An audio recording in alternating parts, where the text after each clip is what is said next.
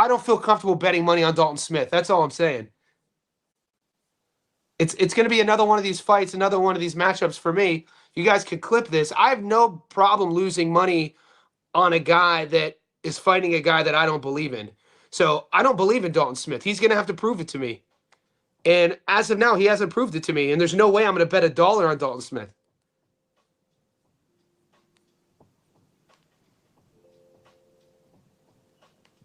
We'll pull up the odds.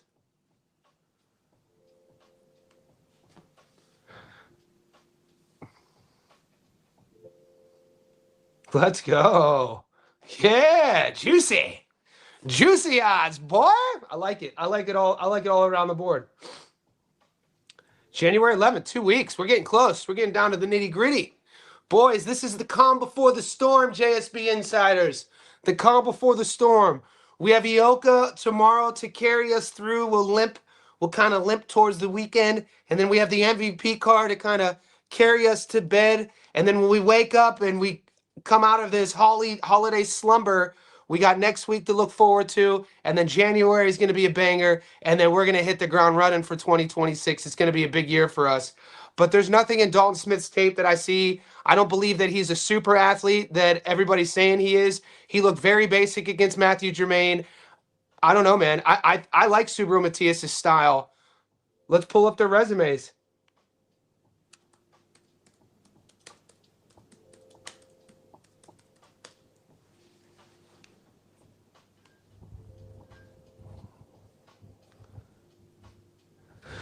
Five foot 9.5. He's going to be pretty much the same size.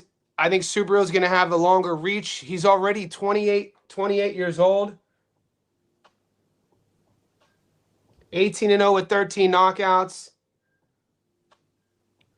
The Matthew Germain fight. The Jose Cepeda fight's probably his best win. That's a 37-4 Jose Cepeda. There's nothing. I don't see anything. I'm sorry. I think those odds are wrong. I think Dalton Smith should be a bigger dog. I was actually shocked. I was expecting to see a superstar against Matthew Germain. I'm not lying, guys. I told you guys this yesterday on my live stream. The first time I watched Dalton Smith was his last fight. I watched his tape. The first time I tuned in live, they built this card around him. The bright lights, international stage. I was expecting to see a superstar. I was like, what is this? This is Dalton Smith? It was a letdown. I was let down, unless maybe he just had an off night. I don't think that dude on his best night beats this dude, though. I think Dalton Smith is going to have a super career night to beat this guy.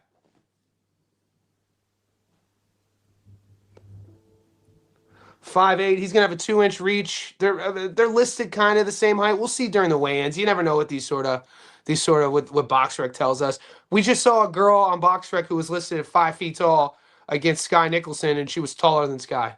So you never know. We'll know more when they're face to face.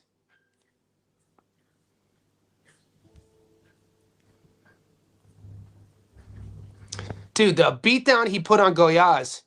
He beat the brakes out of Gab Goyaz the fight before Puello. So calendar year.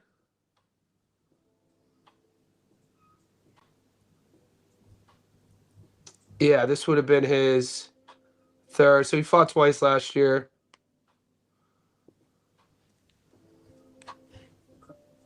I think Dalton fought twice too. He hasn't fought since April. Dalton hasn't been the most active. Yeah, I'm not sold on this guy, mate. Let's see what the boys are saying. MMA content next year. Great. Appreciate. Yeah, boys. It's going to be fun. Matias improving after play was all wrong for Dalton, even pre-Paro Matias. Do you see Subriel stop him? Mike, right now at $1.79, I'm happy with the odds.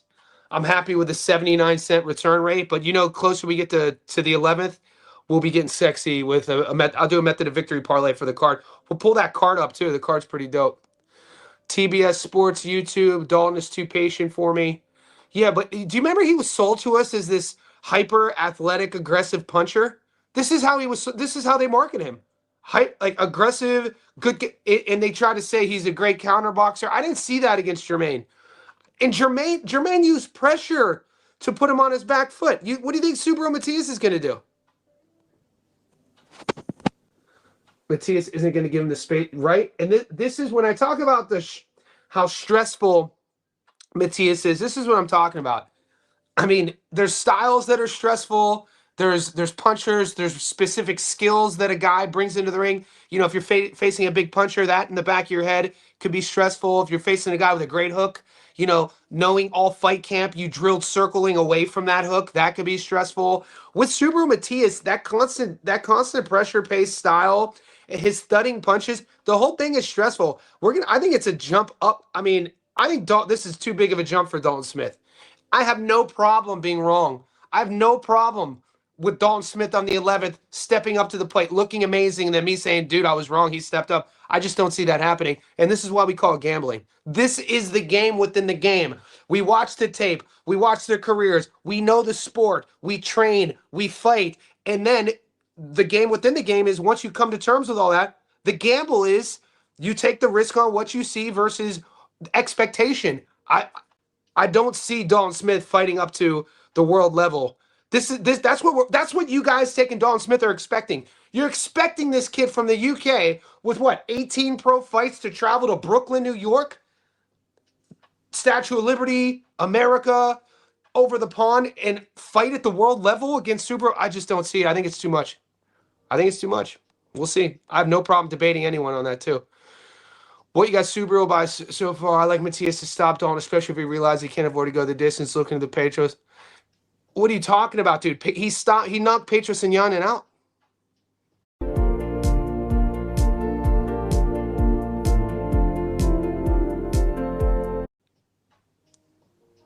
We got to stop. We got to start doing revisionist history. He stopped Petros and Yanin.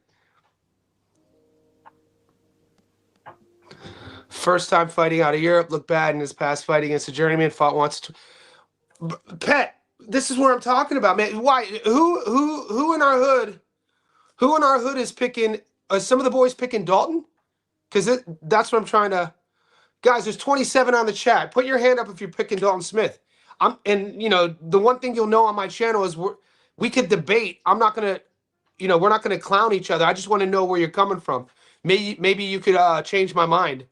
But put your hand up. Say you want to come on. I'm going to put the link in our Discord. Are any of you guys betting on Dalton Smith?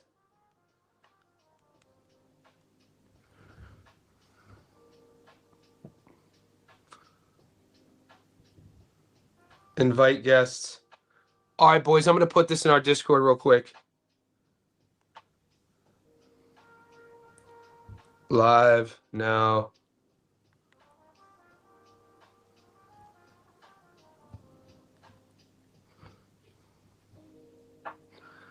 That's the call in link. Anyone who wants to dial in. All right, I put it up in there.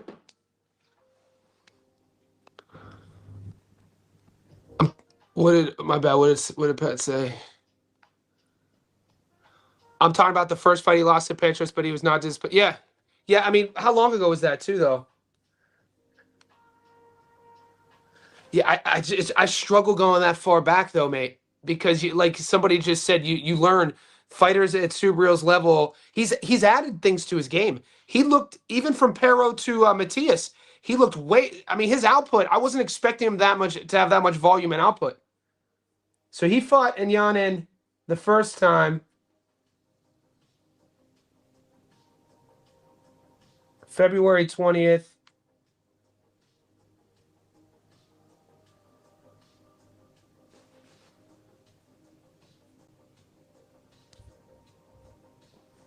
What year was that? That was a 10-rounder.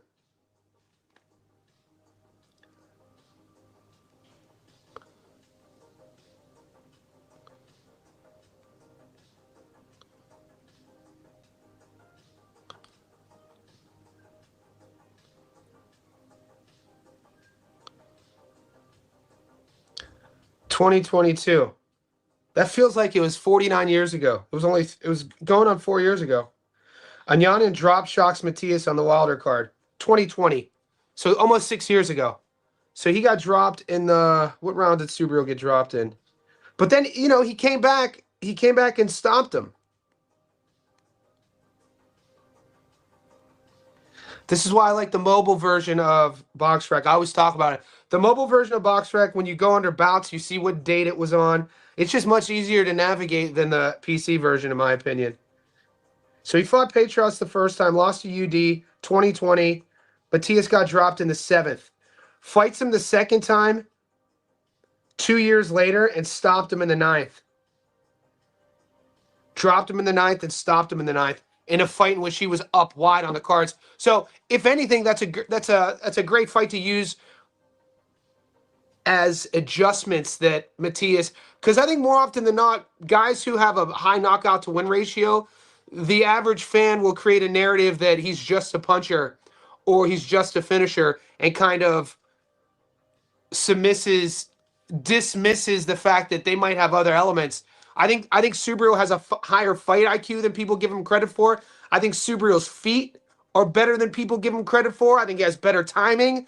Dude, his timing nobody talks about. Everybody talks about the knockout to win ratio. Good timing. Some people pick Dalton Smith. They said he is little.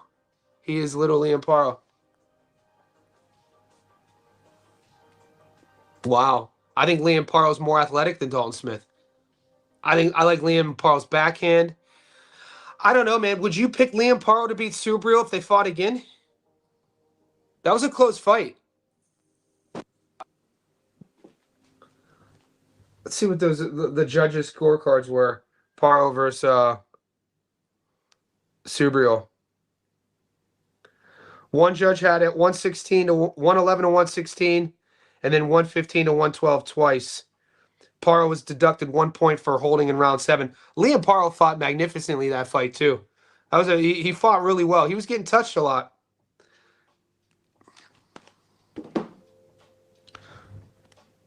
Matias and Yankel money line. It's nice. That's that. I like that play. I think I have that on my long parlay I put in the Discord. I'll pull that up in a second. We saw how much the layoff affected the Puerto Rican fighter from Pobox, no doubt. Yeah, you're talking about Polaco, the one who just got knocked out. I think that's who you're talking about. We won on that money too. Who told you to take my boy Will Harrison? I told you.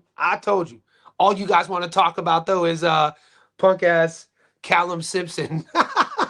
Well, dude's got no love, man. Where's all the love at? Robot, no doubt it will affect Dalton. Hard thing is nobody can really replicate Matias' style almost. And that's the thing, Pet. It's the power that is, how do we call it? It's almost sneaky power. It sneaks up on you. It's that power where I don't know if you box, but I have sparring, for instance. I have sparring in 4 hours and 15 minutes. I'm gonna spar at 4 p.m. my time. It's 11:45 now. The dude I'm gonna spar with, he's 15 years younger than me. Now, what he has on his side is youth, but what I have on my side is experience. Now, granted, we're not trying to knock each other out. I also have better cardio than he has, but he could punch a bit. He has power. He has good enough power to where I'm not going to stay in front of him and play the counterboxing game too much too soon because, he could punch a little bit. This Super Matias has what I call sneaky power. He's the guy that you could stand in front of early and you could take a shot, you take a clean one, and you might tell yourself, you know what, that ain't doing nothing to me. His power isn't that good.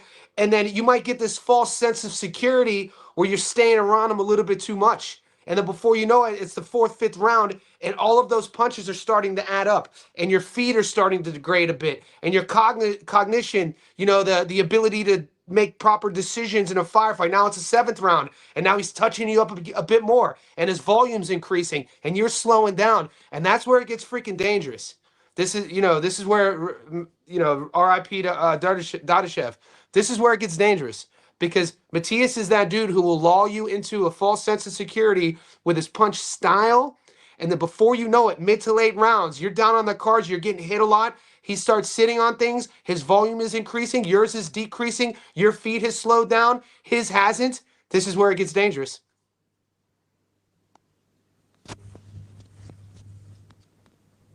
Paro is comfortable. But yeah, Paro's class, man. Liam Paro's class.